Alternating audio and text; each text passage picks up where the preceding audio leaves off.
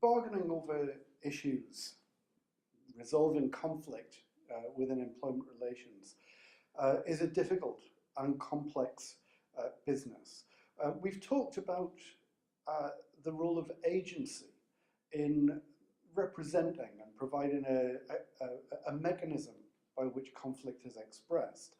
And bargaining and the use of bargaining agents is one of those key representations of agency which allows for conflict to be resolved effectively.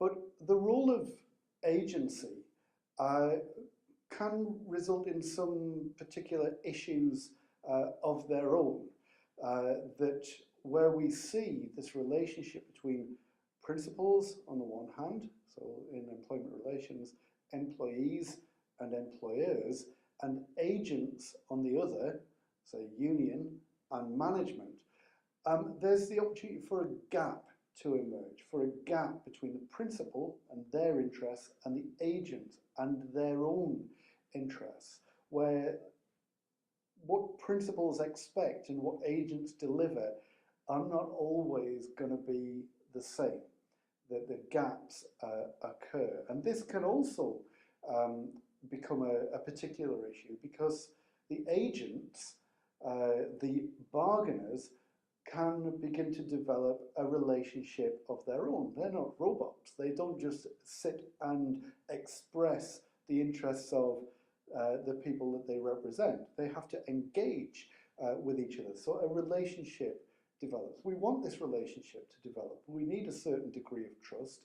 We need flexibility. We need negotiators to be able to make deals with each other. But this can create a problem in terms of how then do bargainers effectively sell the deals that they make? How do they sell the agreements that they make between agents back to their principals? And so this problem of bargaining, which Walton and McKersey identify as intra-organisational bargaining issues, also need to be considered. What are the mechanisms? What are the approaches? What are the tactics that bargainers might make use of to help to resolve these intra-organisational bargaining issues? So it's an issue of agency, about the separation between bargainers and principals. Now, two types of conflict can emerge, by and large, in these kinds of situations. The first of those kinds of conflict is boundary conflict.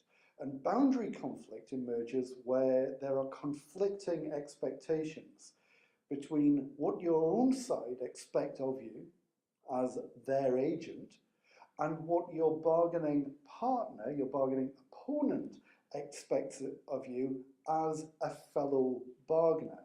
And the mechanisms of behaviour, the modes of behaviour, the things that you try to achieve and the ways in which you try to achieve them become kind of disconnected, and there's a sense of gap between what you are doing and what is expected of you from these two very different audiences. So boundary conflict on the one hand.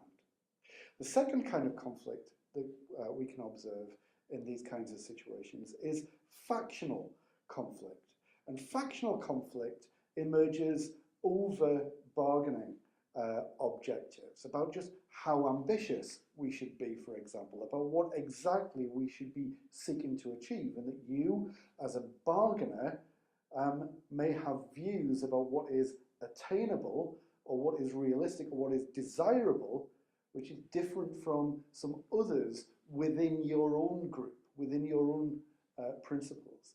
And that becomes an issue in itself. The other form of factional conflict is not just over what it is that you're attempting to achieve, but the mechanisms, the means by which you attempt to achieve them. So the bargaining strategy that you may be pursuing, or the tactics that you use, and then there's scope for,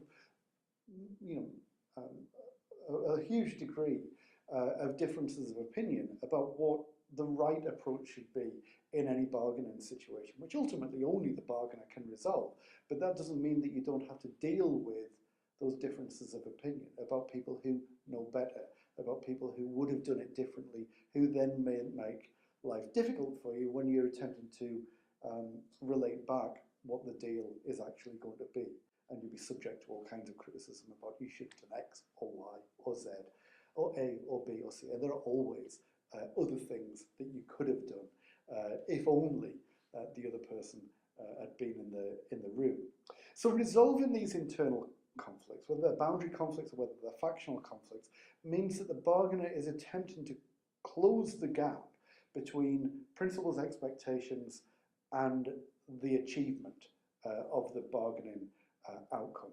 So those expectations, they might either be substantive, so what was actually achieved in the bargain, what was the result of the pay claim, did you get what you wanted, was the increase enough, was the change in working conditions enough, what were the trade-offs that were concluded, was the cost too high for the benefit, all of those are substantive elements, things that are about what the deal actually was.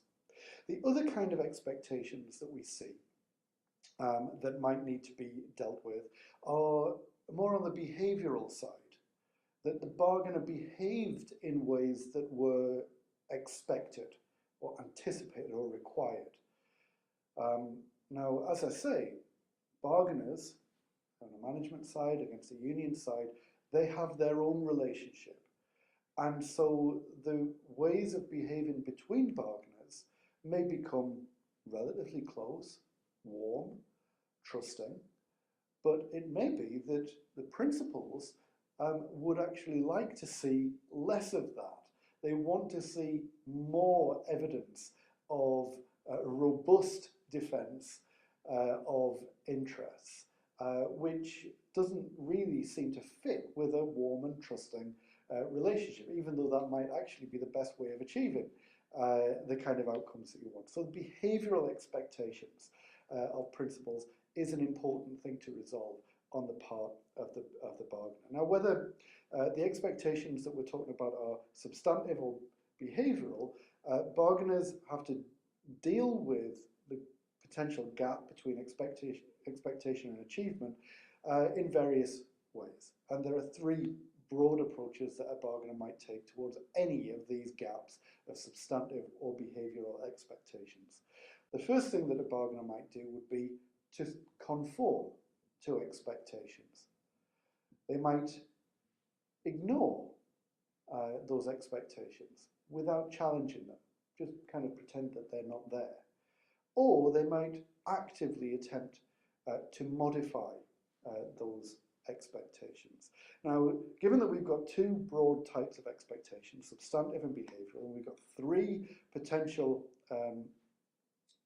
approaches towards dealing with any one of those, that gives us a range of potential strategies that we might employ in terms of dealing with these intra-organisational conflicts. So, on the one hand, if we're dealing with behavioural expectations, our choices are to try and modify, ignore, or conform. Similarly, with the bargainer's choices regarding the substantive expectations of their own side. We can attempt to modify, ignore, or conform. So there are 9 potential strategies that we might employ. Some of those strategies, though, are simply untenable. So if we want to behave in a radically different way than our principals expect us to, then we are unlikely, extremely unlikely, to be able to modify our principals' expectations in a relatively short time frame. So that would simply be untenable. We can't modify behavioural expectations. It's not feasible to do so in the short run. We can't simply conform to a whole range of substantive expectations and at the same time, come out with a compromise deal. Because conforming to substantive expectations means that we are not able to compromise to any great degree. So we might solve our intra-organisational problem, but our inter-organisational problem between, say, the workforce and the organisation that we're bargaining with will not be resolved. We won't strike a bargain. So when we look at the range of possibilities for dealing with these intra-organisational concerns, we're effectively left with three broad options. The first option is to attempt to modify your own side's aspirations. So this is dealing with substantive concerns. And here we're attempting to moderate expectations. So we don't have people's expectations of what the bargaining outcome is going to be raised too high, so that then when we achieve substantially less than that, that people are naturally going to feel upset. So we attempt to modify the aspirations of our own side by directly confronting the aspirations of the people that we represent and change them, either by raising arguments about the utility or the usefulness of the issues around which we might seek to bargain, the feasibility of achieving them. It's all right. We would all like to earn £1 million, but it simply isn't going to happen. And so we have to be more realistic, reining in those expectations, or maybe discussing or highlighting the potential costs of achieving a particular outcome, that we would have to suffer too much in order to gain the outcome that is expected. So on the one hand, we might modify our side's aspirations, and we may seek to ignore at least some of the behavioural expectations. Challenging behavioural expectations, as we've seen, is unfeasible in the short term, but we might ignore quietly the expectations. So our behaviour might cause some concern on our side, but we can possibly ride out that concern in order to secure the deal that we think is in the best interests of the people that we represent. Now, this approach, this strategy towards intra-organisational conflict obviously makes sense in some situations rather than others.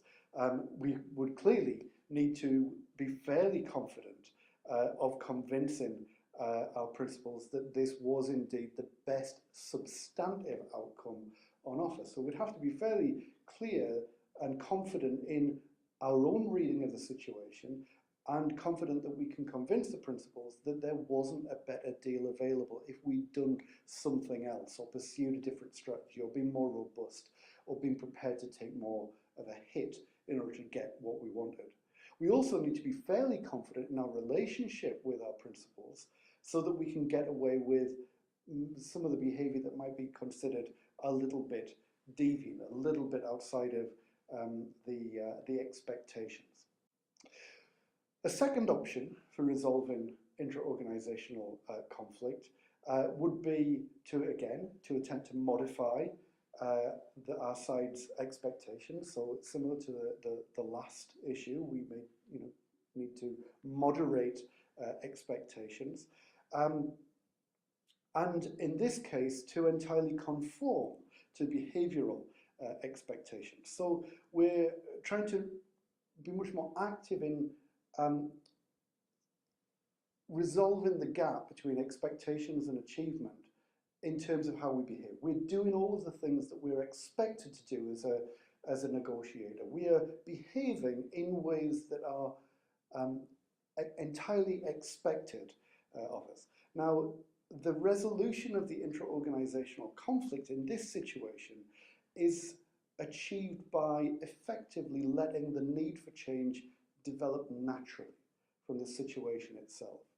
That the outcome of this negotiation was always going to be this way, that there's a sense of inevitability about it. It's nothing to do with the fact that I behaved strangely as a negotiator. There was a need to moderate your expectations and that the bargaining needs to be fairly upfront about that.